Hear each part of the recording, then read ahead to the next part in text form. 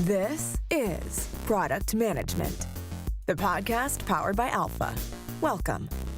We feature the brightest minds across the numerous disciplines that fuel modern product teams. Join over 15,000 weekly listeners to learn from product leaders, authors, and founders from companies such as Adobe, Shopify, Viacom, Under Armour, and many more. They'll share their insights and best practices for experimentation, user research, leadership, corporate innovation, and more. To receive updates on the latest episodes of this show, subscribe to our weekly newsletter at thisisproductmanagement.com. To learn more about Alpha, the platform that has powered thousands of product experiments for the world's leading brands, visit alphahq.com.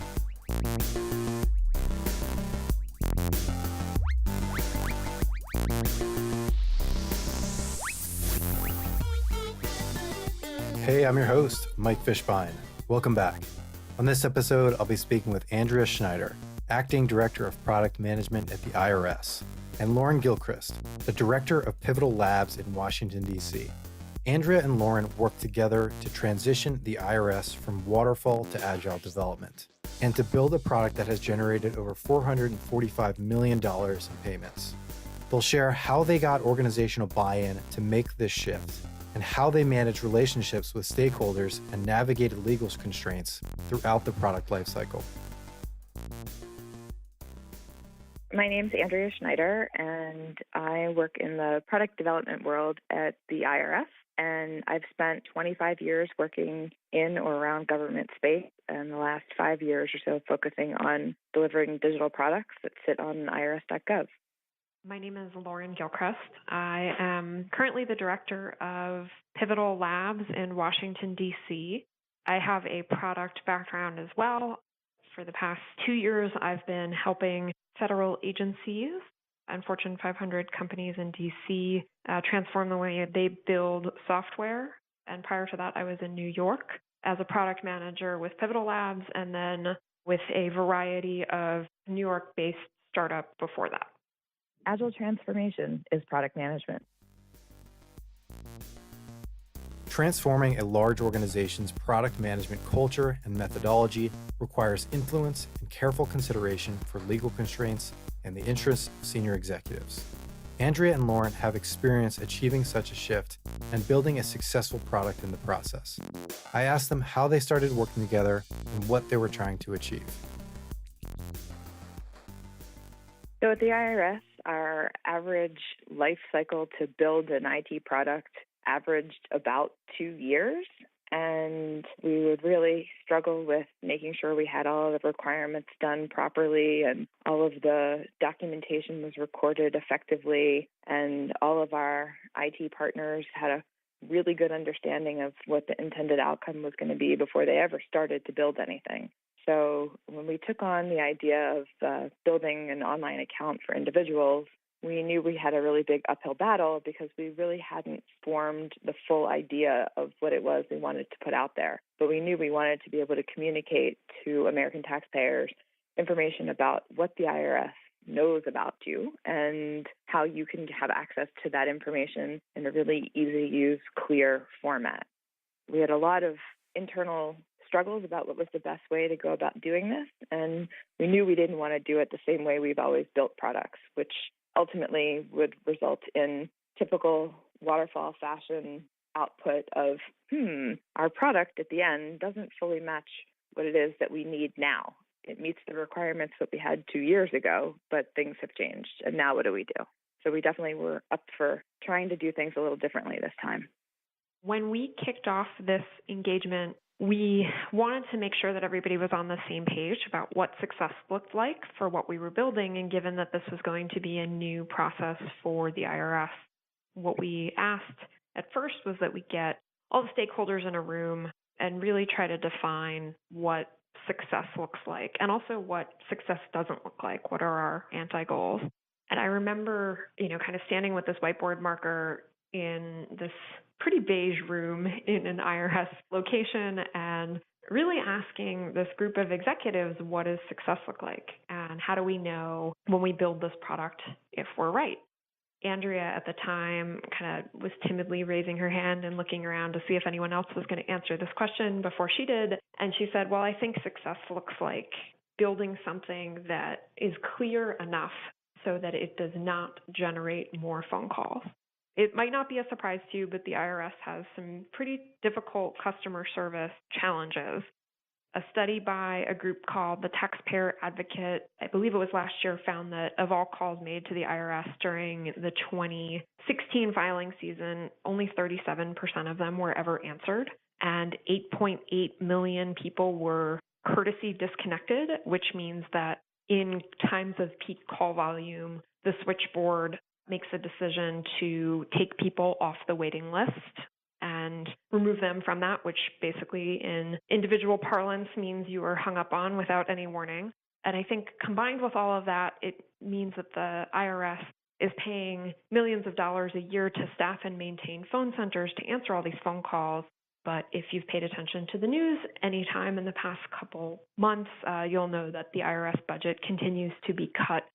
I think the statistic is over $1.2 billion in the past 4 years, but I'm not 100% certain that that's accurate. So long story short, the IRS has this really big goal to provide better customer service while lowering their costs.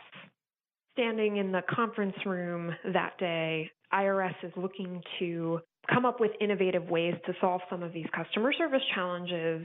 One of the ideas has been, what if we were to build an online account to allow taxpayers to self-serve some of the questions that they normally call to ask about? And in this conference room, I look around and I ask, how do we know we're successful? And Andrea raises her hand and she says, well, if we launch online account and it doesn't generate more phone calls, we are probably successful. And that makes a lot of sense. If IRS launches online account and it's so confusing that it causes more phone calls, then they would have failed at their goal of increasing customer service and reducing cost.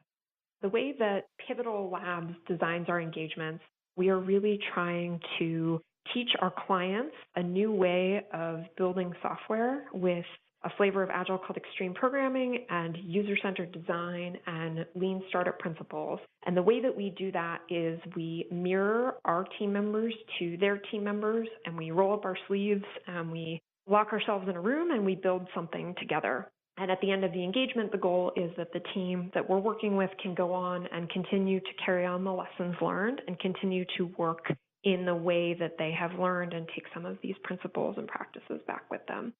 So from a practical level, that meant that this team had 2 software engineers, a product manager, and a product designer from the Pivotal Lab side, and then 2 software engineers, a product designer, and 2 product managers, or rather a product manager and a representative from W&I, which I will let Andrea talk about, all from the IRS side.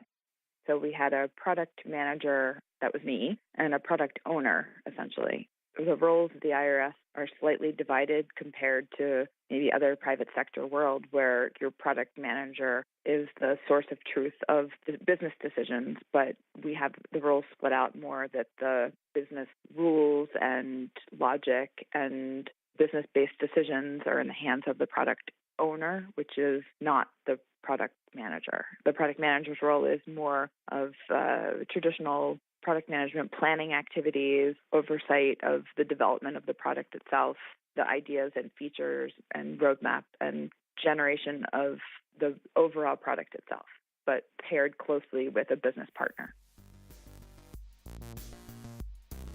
At the IRS, releasing a new product took an average of 2 years. The team struggled with writing requirements and documentation and getting alignment on the intended outcomes. Andrea wanted to change that. She knew they needed to shift from waterfall to Agile in order to meet current market needs instead of last year's requirements. Lauren kicked off the project by bringing all stakeholders together to get alignment on what defines both success and failure. She discovered that customer service was becoming a major problem for the IRS at a time when their budgets were decreasing. In order to solve this problem, they needed to test prototypes with real users and iterate quickly. How did Andrea get buy-in from the senior leaders at the IRS for this new Agile approach?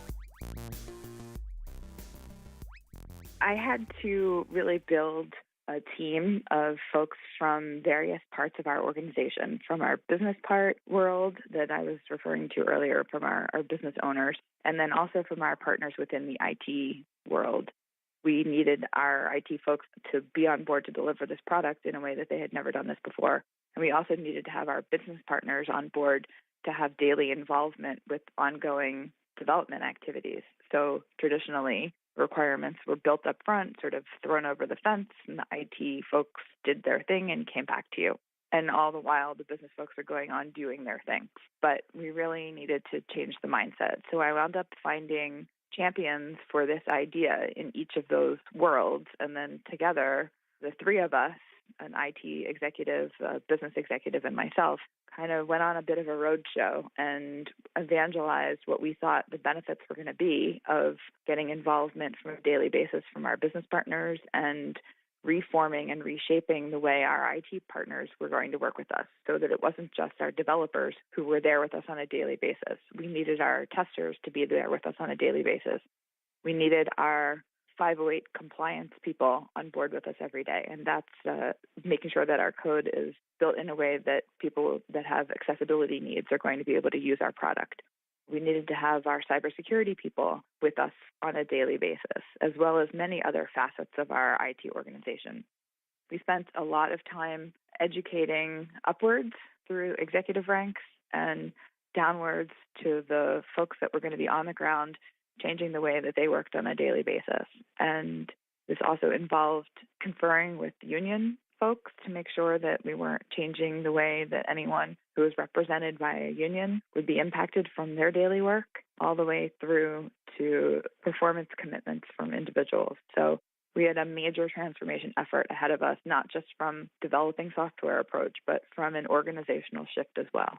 And because we had the commitment at that executive level within IT and within our business organization and within my product organization and my division in online services, we were really able to sort of cover all corners of the earth and convince our executive world that we were going to do things in a better and faster way, and that not only were we going to be able to put product down on the street faster than we ever had done it before, but if there was ever anything that wasn't perfect, which was likely, we were going to be able to fix it really quickly as well. And we had the expertise to be able to do this because of our experiences with groups like Pivotal and because of the way that we react to problems that we find in production today, that we can respond to things quickly. So we knew organizationally we had the capability. It was just being able to change the mindset and behavior to say, this is how we're going to do it every day now.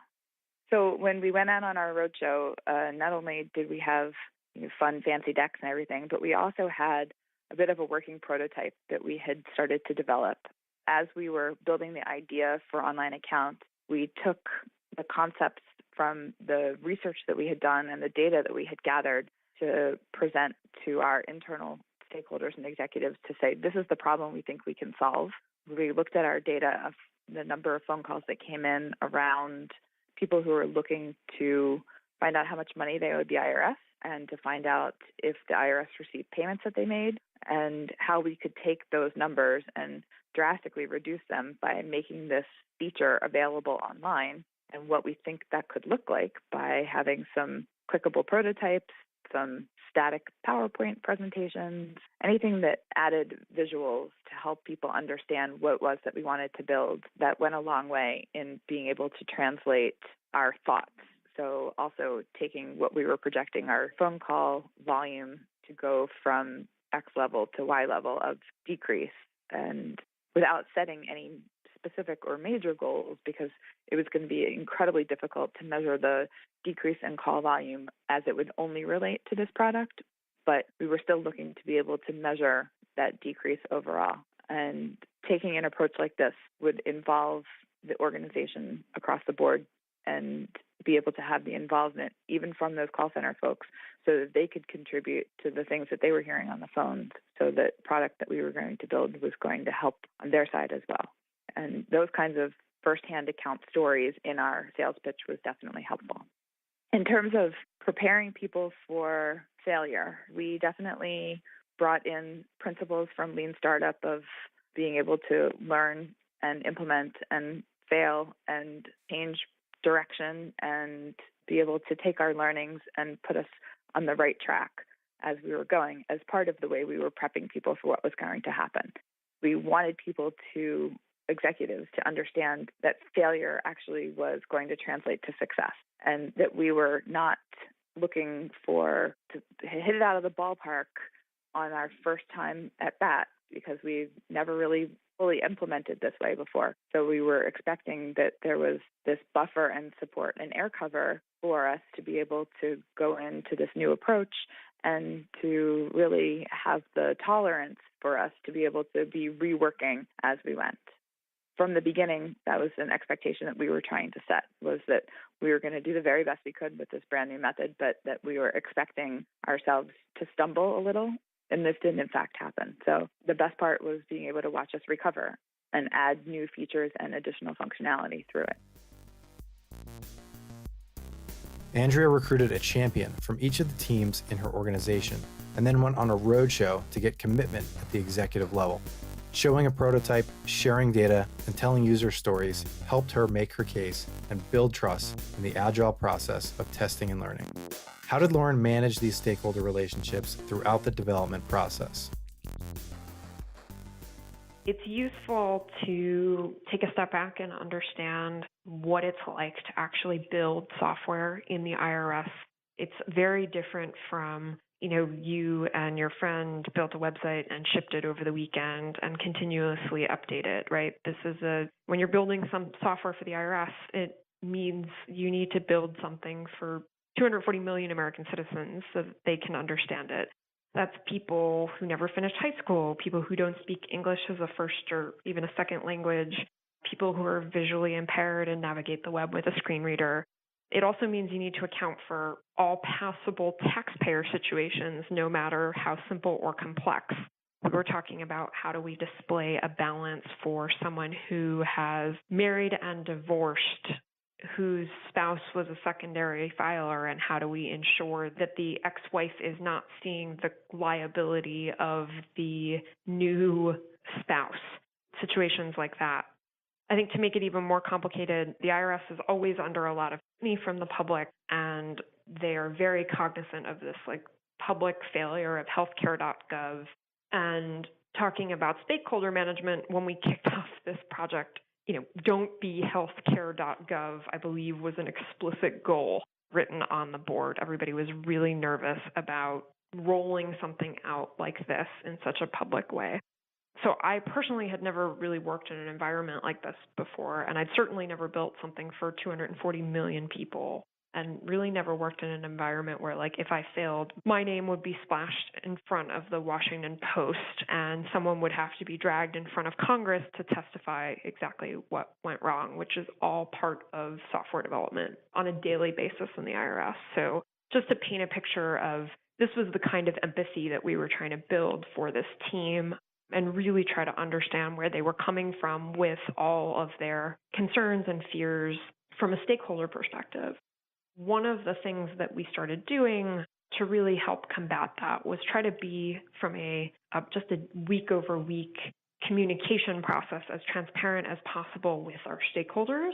So that looked like a couple different things. It meant that we sent out a deck once a week with not only what we'd worked on that given week, but also what we'd built and what we'd learned. And we also sent some fun photos out of hey, here's what everybody's doing in a given week. That generated a ton of attention, and it meant that we had a stakeholder, and then we also did a stakeholder check-in once a week where we would demo working software and we would share what we had learned. And that group grew from, maybe 5 people probably to 45 in the course of an 8-week engagement, which was great. We were definitely generating some buzz and visibility inside the organization.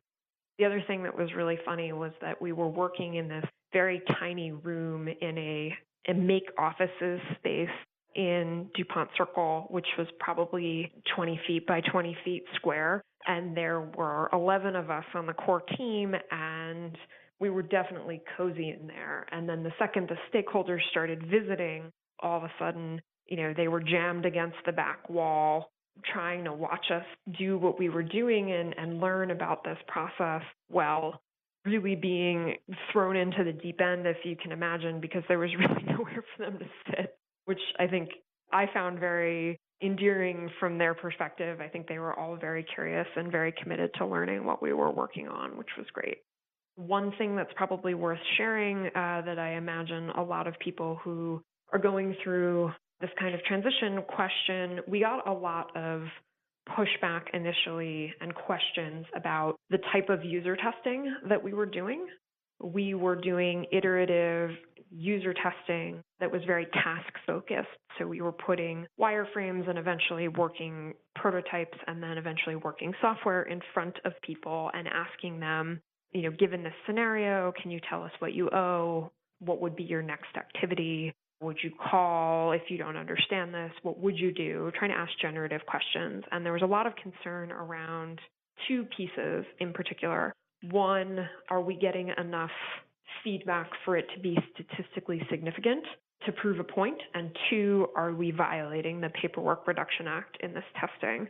I will tackle the statistically significant question, and I will let Andrea tackle the Paperwork Reduction Act because I know that is a hot topic that a lot of agencies, federal agencies, talk about and have trouble overcoming when going about iterative work.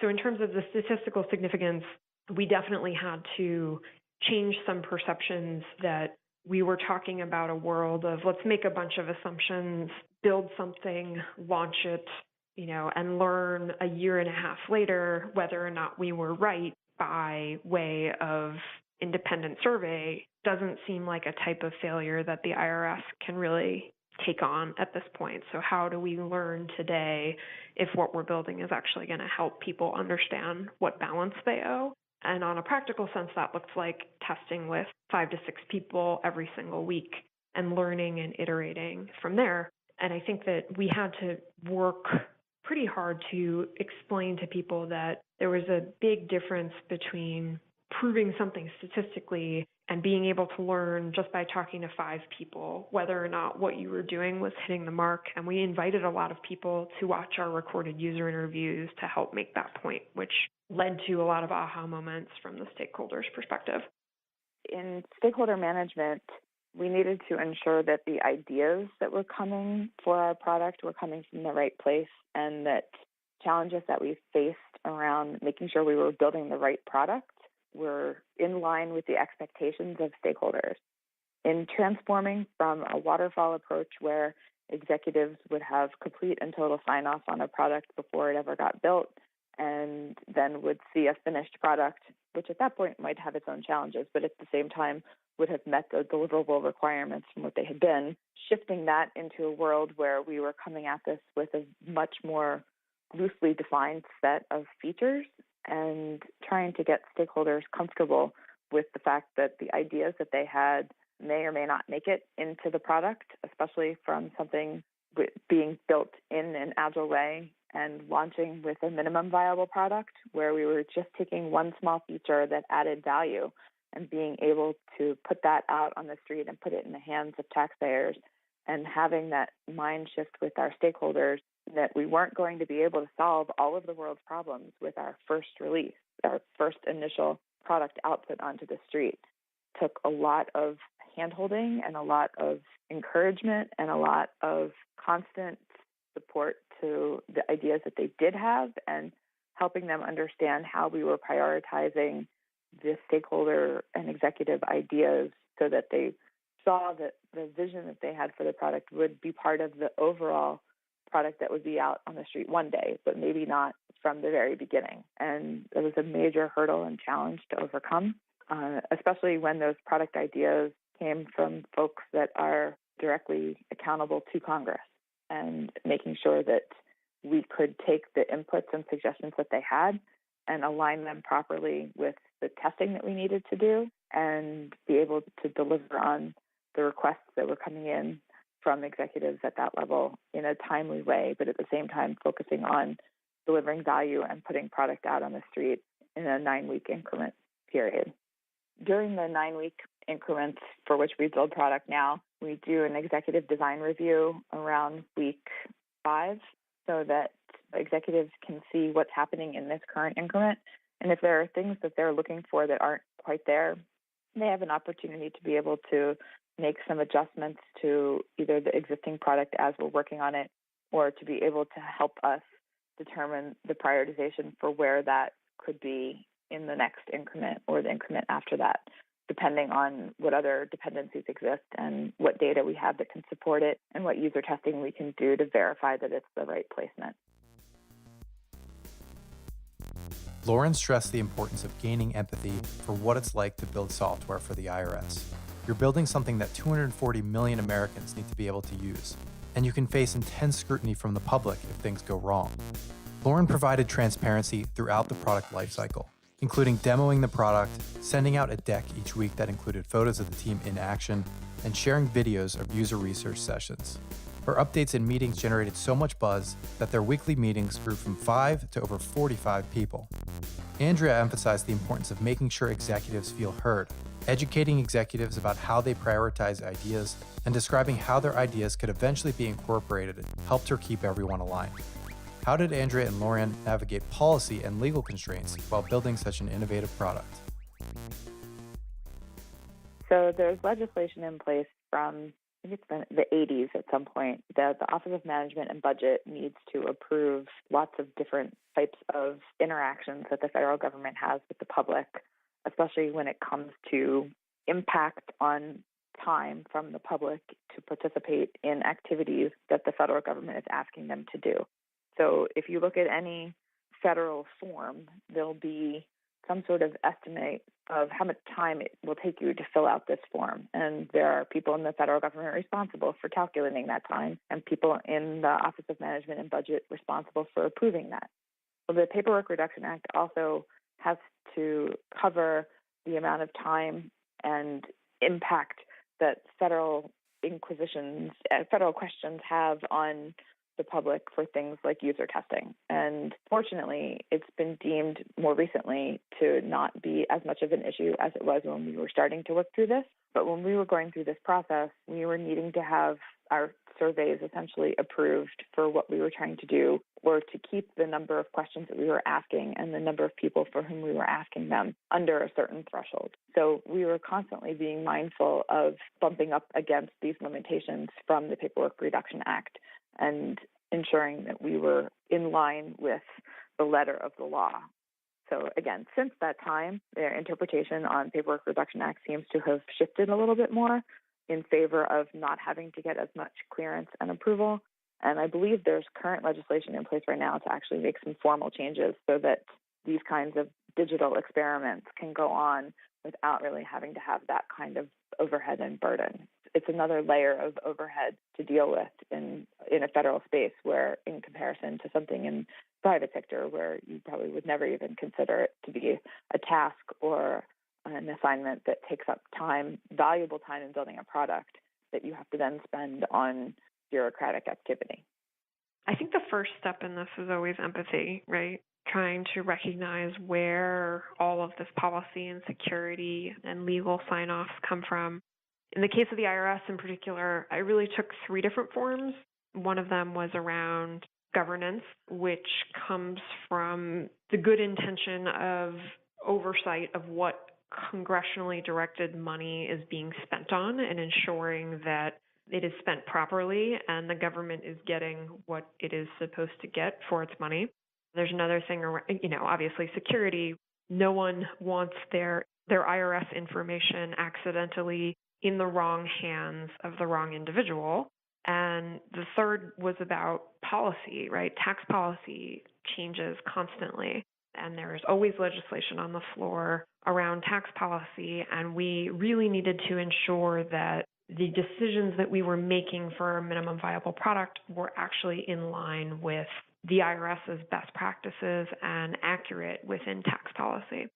What we did was try to incorporate all 3 of those perspectives into our software delivery team.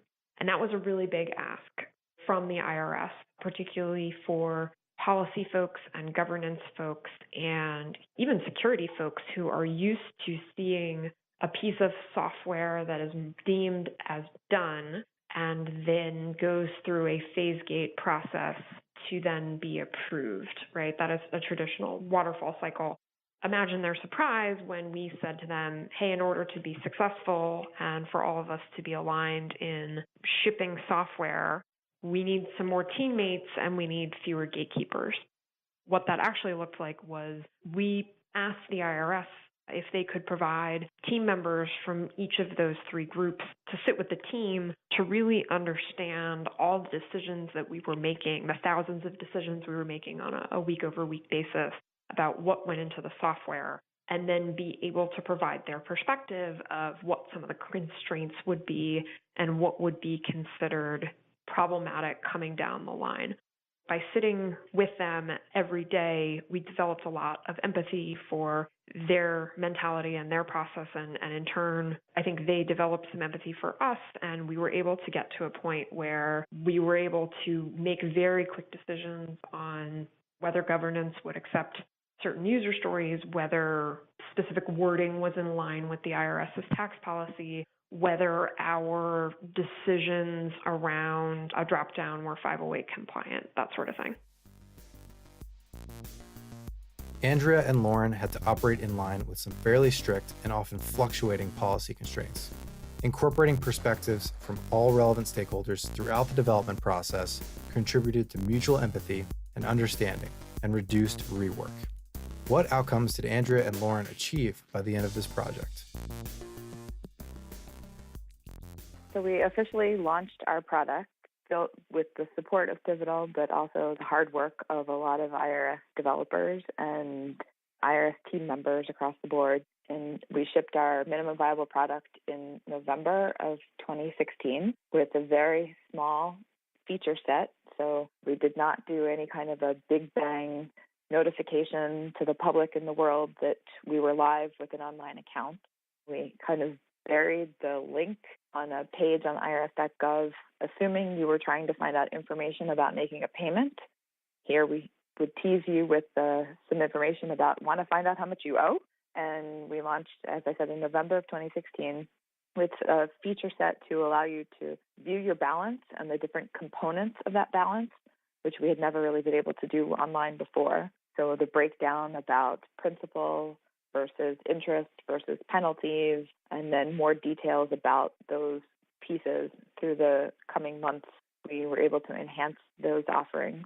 We also provided links into payment capabilities so that once you viewed your balance, if you were interested in doing something about it, which we really hoped you would be, that you could then go and make a direct debit payment or perhaps a credit card payment or set up a payment plan to be able to have installment payments occur. Since November, we've also added additional features where you can now track payments that you've made. So, for example, now September of 2017, estimated payments for third quarter were just due last week. And you can go in online and see all of your estimated payments that you've made for this year, which is a really great thing to be able to do, which you've never been able to do before. So come time to file your taxes in April of next year, you'll be able to pull up your records with the IRS and see all of the estimated payments that you've made. Additionally, we are now providing a snapshot of your tax record information with information that you need for other purposes around your adjusted gross income or the number of dependents that you've claimed in prior years, or just small little pieces of information about your own tax records, as well as to be able to take you to another product where you can download an entire tax record, or what we call your tax transcript. Even though we now have all of these additional features, we still are in this somewhat soft launch world, yet our metrics are looking incredible. Data as of end of last week looked like we've had around 2 million sessions. So while that's not individual users, we still are attributing that to some pretty high usage and translating to over $440 million in payments coming through our direct debit tool. And that is all directly from taxpayers who looked at their balance or knew that they were interested in making an estimated payment and looking at prior payments that they had made before and then making another payment. So we're really excited about the revenue that we're able to bring in. And from a return on investment perspective, the dollars that we spent to build this tool versus the dollars that have come back to us through payments has really made it quite a worthwhile investment. So in our traditional waterfall life cycle, we were approximately 18 months to 2 years from the time someone put in what we call a unified work request, which essentially outlines the project that you want to have built, and that funding has already been approved, which also is about a 2-year cycle to be able to get funding approved. Unfortunately, that hasn't changed. That still is in place based on congressional rules and the way Office of Management and Budget works. But once your funding is approved and you're able to initiate the idea for a project, in our traditional world, it took about 2 years before we had a product that could be released to the public. And in converting to more of our Agile approach, we're able to take that life cycle down to what's looking like about a 9-week window. So we are putting new features, enhancements to existing features out on the street in our main product now, online account, in a 9-week program increment. Andrea and I gave a talk at Lean Startup Conference about this project that we called Minimum Viable Taxes.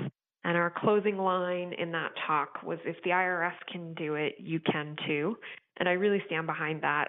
I've never worked with a team of people in my life as a practitioner who were more compassionate and dedicated to ensuring a good experience for the American taxpayer. And I think the fact that they were able to go through this incredible transition, to be able to get to not only getting software on the street, working software on the street every 9 weeks, which is incredible, but also build a better experience for American citizens is incredibly humbling and really, really exciting, and hopefully inspiring for large enterprises or even other federal agencies that are trying to go through this journey and very, very scared of what happens if something goes wrong. I really stand behind that. If the IRS can do this, I really think that anybody can embrace this process.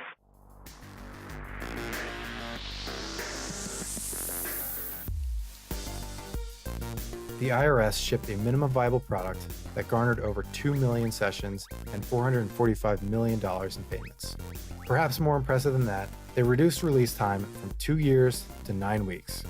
With the strategies Andrea and Lauren have shared for educating stakeholders, getting input on key product decisions, and being transparent throughout the product lifecycle, you too can transform your organization. Next up is the benchmark. Let's hear how Andrea and Lauren reflect on the next series of questions we ask all interviewees to ask themselves.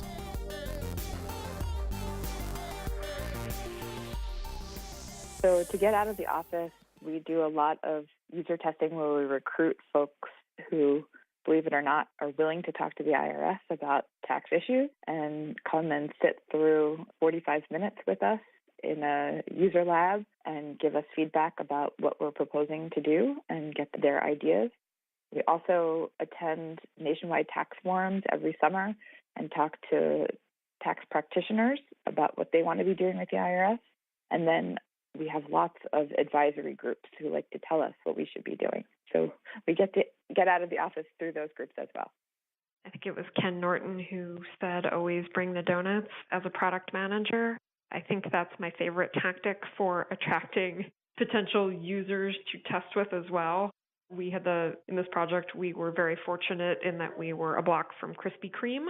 So we had many afternoons where we really needed quick feedback in our co-working space. So we sat with a box of donuts in the kitchen and said free donuts in exchange for feedback on what we're working on. And we had answers within an hour that we could act upon. So never underestimate the power of buying a dozen Krispy Kreme donuts.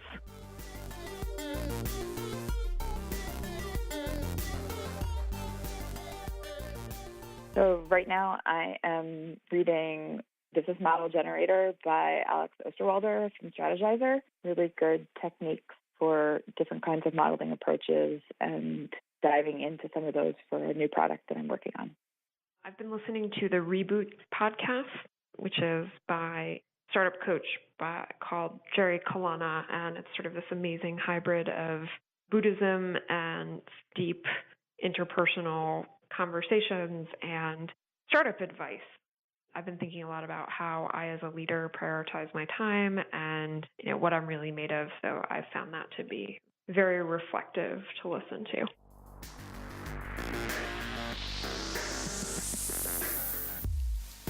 Listeners can connect with Andrea Schneider and Lauren Gilchrist on LinkedIn and check out the product they worked on at irs.gov/account.